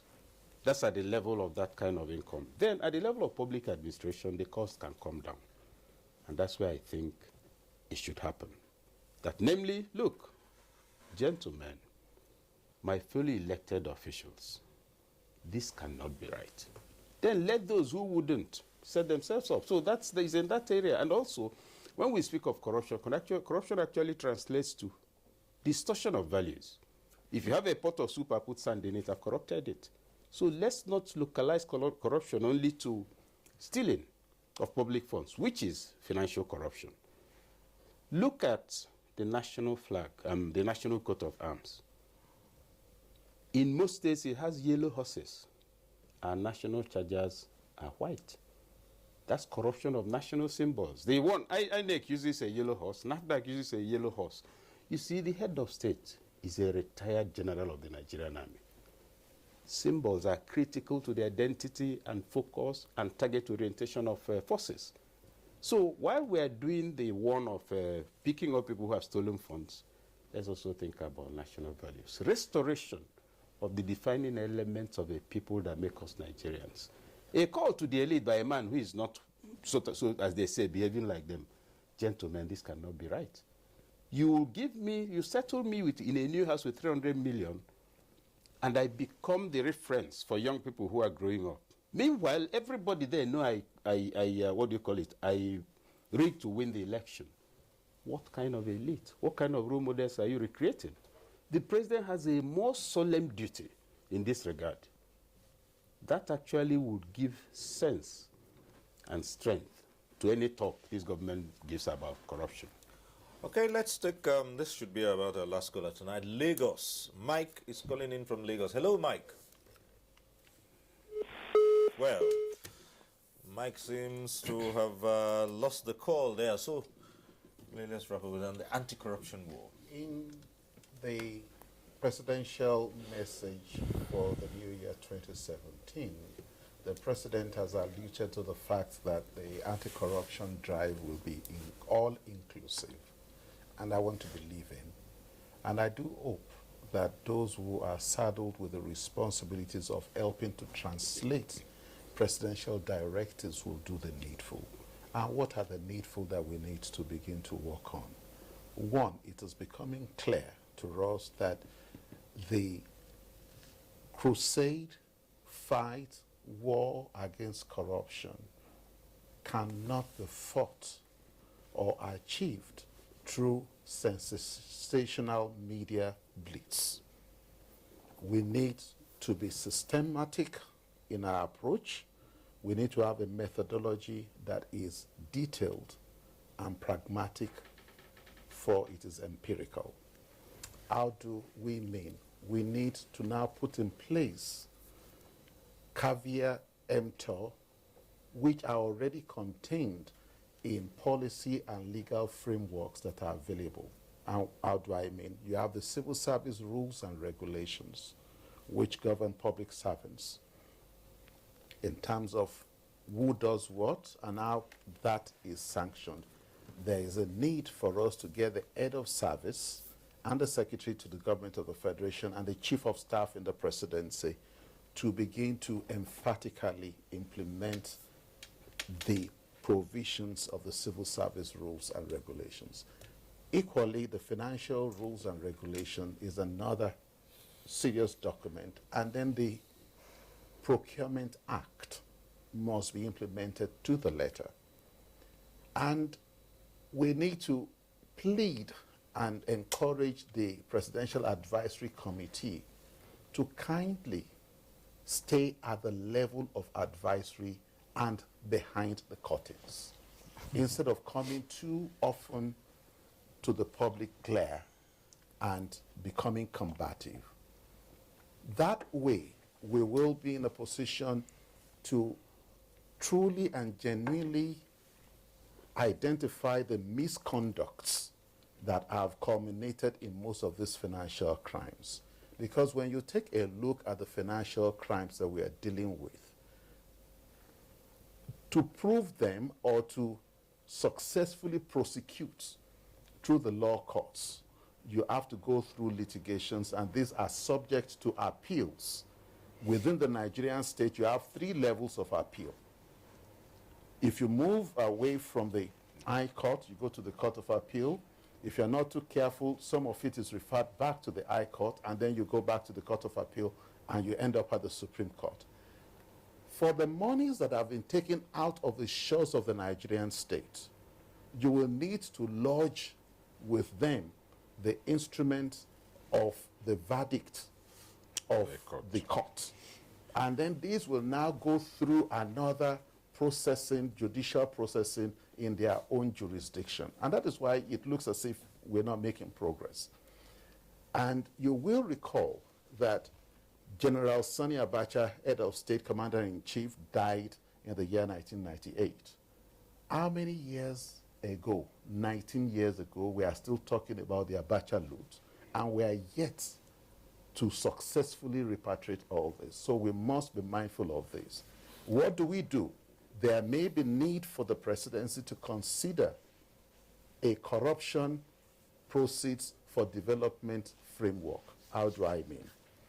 We identify that you actually were involved in a criminal activity that led to you having in your possession some funds. The way we will manage it is that we will get you to agree and to begin to implement development projects, because that way you can get the money out faster than if you have charged him and you have sensationalized the fact that he was found guilty, or you are trying to name and shame him. Because if you do the naming and shaming without successfully prosecuting, you do not have access to the money, whether locally or internationally.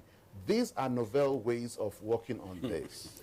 May I just raise this question with the gentleman? Because some people have suggested a kind of amnesty. What do you think about that? Because, 2 things. And they also say corruption is fighting back. And so sometimes you might have a case where the accused becomes the accuser.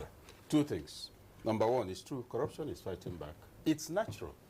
If I have straw in this glass and I'm drinking, I want to remove the straw. You suppose I'll clap for you? So it's a natural reflex. But Kunle's suggestion, let me not say it's alarming, but the point is this, the motive for it. Rather than lose this money, let's get it in-house. The danger for me is that, first, there's a comment, okay, you deploy it. You actually allow the discretion of how to use our money that you took. I don't think it's right. That's number 1. Number 2. You didn't allow me to go into details. Okay. Okay, so that's not part of it. So number 2. Well, I think it's just a narrative he's trying to bring on board. But this can be taken further. That narrative, the element of that narrative that's of concern, because it's a variant of the amnesty, of the plea bargain and amnesty thing. For me, if you're dealing law, restoration of values, the less room for discretion you allow, the higher your chances of success.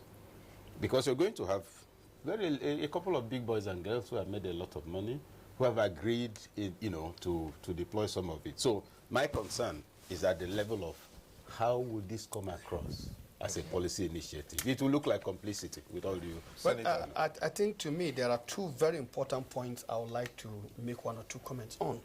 Earlier on, he talked about the monetization policy and then the public service rule. I'm happy he has brought these issues up, because, like I said, we need to begin to fight corruption from a very robust and integrated institutional framework. Not, it's one thing somebody has been identified as being corrupt and you go and catch him. But what were the processes that enabled him and empowered him to actually exhibit those corrupt acts and to actually get the financial gains from the corrupt practices? Now, when he talked about the monetization policy, I was in service when monetization policy came. As far as public servants are concerned, it was ill-conceived. it was conceived by the political class to punish the public servants. And unfortunately, the political class bastardized it. There is no way you will say you have the top political salary scale, which the ministers and some other top people were supposed to enjoy. And then you turn around and you are enjoying the vehicles. Simultaneously. And then the public servants who go to the field to do the work, how would they do the work? I remember my first experience after monetization. I went to Auchi for an assignment, and I found myself having to enter this local, what did they call it, transport, from Auchi town to somewhere in Sabongida or where we have Cocoa Research Institute of Nigeria. And I was battling with women who were selling their agricultural products. By the time I got down, all my was smeared. Now, that policy, to my mind, was ill-conceived because you don't have good transport network in the country. So how do you want officers to move? And that is why gradually, little by little, people began to make justifications, and then we are back to. And that is why some of us. That is why some of us are very not so happy as a policy. Yes, that is why some of us are very unhappy the way the executive takes on the National Assembly about the purchase of vehicles, because within the executive branches of government, state, national, purchases of vehicles are ongoing. Yeah. Okay. So I think let me just land on the second point. Total. Now, with respect to the public service rule, you see, what I have found is clearly a situation where somebody is given a function legally with a clear legal instrument, but the power to execute those functions are taken away and kept in an esoteric location. All right. And that has we're just about run out of time. So we'll at this point, round off this program, but not before we give the SSA to the President on media a chance to give us an inkling into the President's thinking on this. This anti-corruption, well, there have been various suggestions. Well, you had some of them, amnesty, some said, it's better to get the money than to fight for decades and not get the money and not get a conviction. Well, the President wants to get all two. He wants to get money back. Tough one, no? And he wants lesson to be sent down the line so that upcoming Nigerians would learn that he doesn't pay it. And as for corruption, fighting back, this is for real. It's happening to the country. And enormous resources available to those elements. Money that is not earned and which they are throwing at everything. The government of Nigeria does not even have those kind of resources. So we're in trouble. All right. Well, it is on that note we'll have to leave this discussion. As I always say, no one program can take care of all the issues. And there's so many others. But as we go on, we'll look at those other issues in other programs on NTA and just find out how Nigerians can begin to make 2017 the kind of year that they would desire and the one that the President has asked them to work towards achieving. For now, we'd like to thank our guests on this program tonight. Thank you to Senator Aliyu Sabi Abdullahi, who's Chairman, Senate Committee on Media and Public Affairs. Thank you very much for being here. My pleasure. Thank you very much. And thank you to Malam Garba Shehu, journalist and Senior Special Assistant, Media and Publicity to the President. Thank you for being here. Thank you for keeping me awake. Right.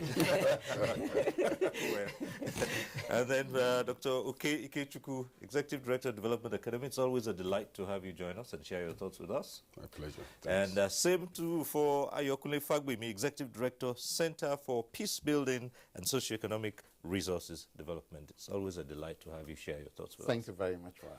Thank you. And also thank you to you for being part of this program. Next week, we'll reach you again on NTA Tuesday Live. I'm Cyril Stober. Bye for now.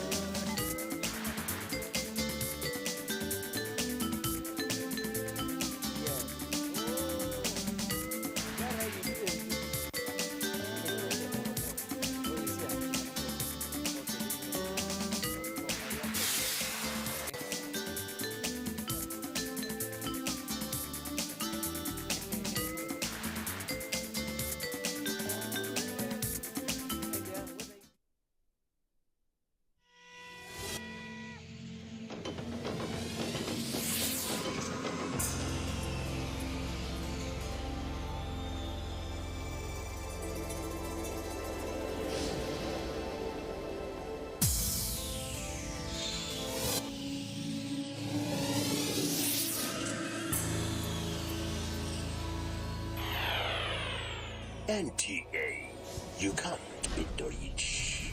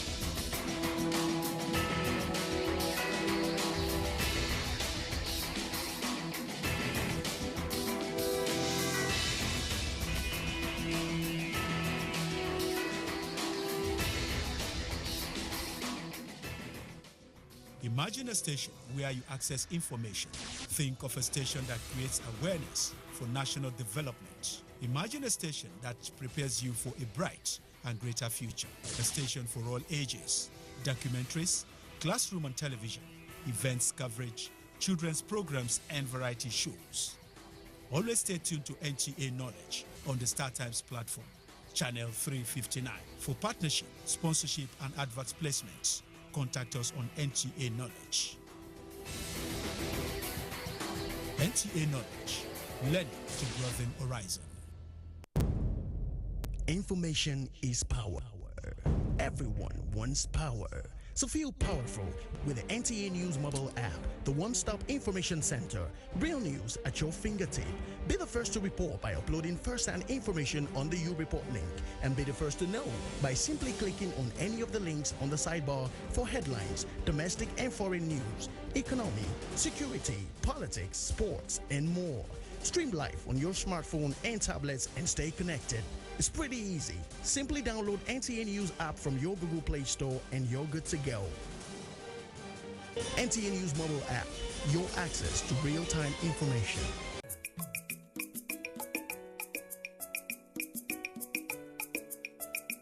Our programs are getting better and fresher. And it's because we are thinking about you.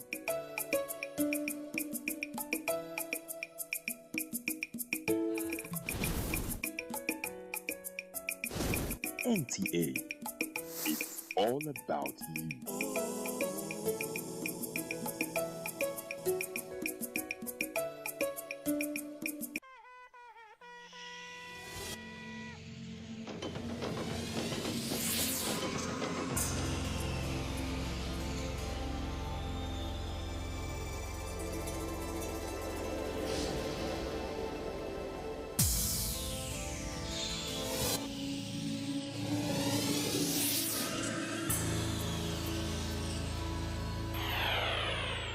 NTA, you can't beat the rich.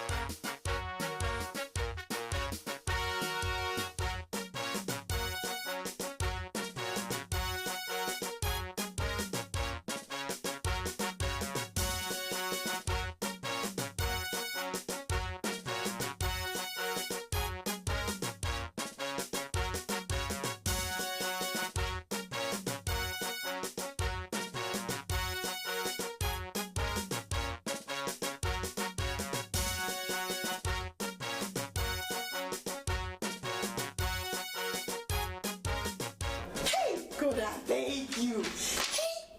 Hey, but come to think of it, it's already 3 p.m. and Oga is supposed to go and chat with them between 3 and 4 p.m. Hey, let Oga come. Wetin dey delay Oga today, eh? This kind better don't come our way. Oga no wan come office, eh? Hey, now wow. Hey, Clara.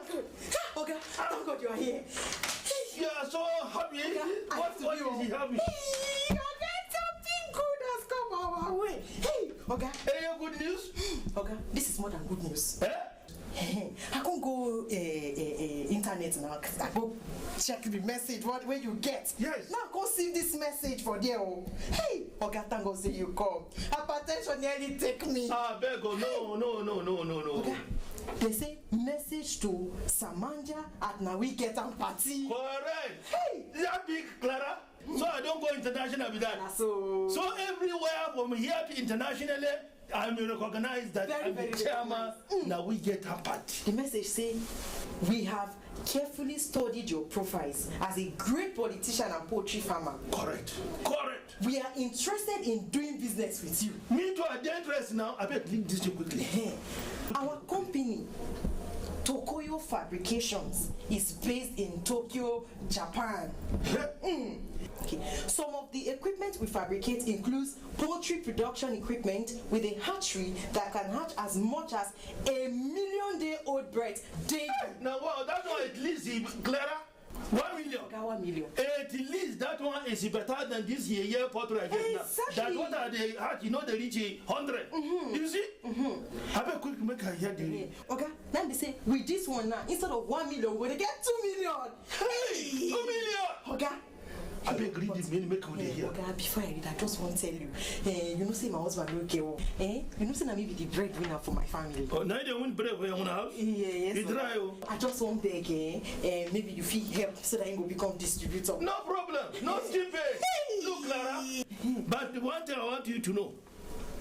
Here, there go be branch. Headquarter, everywhere, all over the federation, headquarter go be. So I'll take care of your husband problem. No problem. Thank you, sir. Yes. Thank you, sir. So make I hear what he remained there.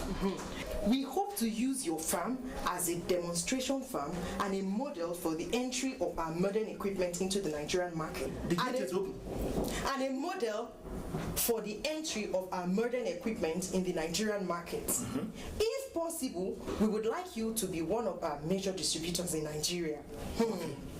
Your political connection will be of great advantage to us. Correct. That's However, 5 million naira part payment for the equipment will be made before delivery. 5 million, sir. 5 million naira, sir. 5 million not be small money, Clara. But the opportunity big. The balance to be paid over a period of 3 years. Okay, good time. For further details on this matter, you may chat with us today between 3 p.m. and 4 p.m. Nigerian time. Okay, it's already after 3.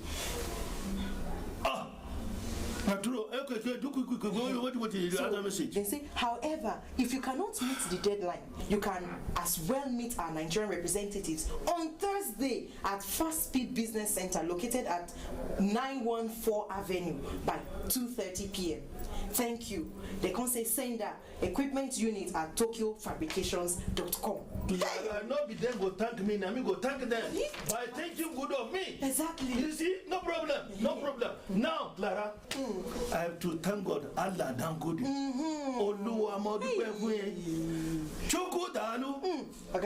Because this country now only God they make somebody who did for Japan look for somebody who did for Nigeria to become a millionaire in a few days. It's a wonderful work of God.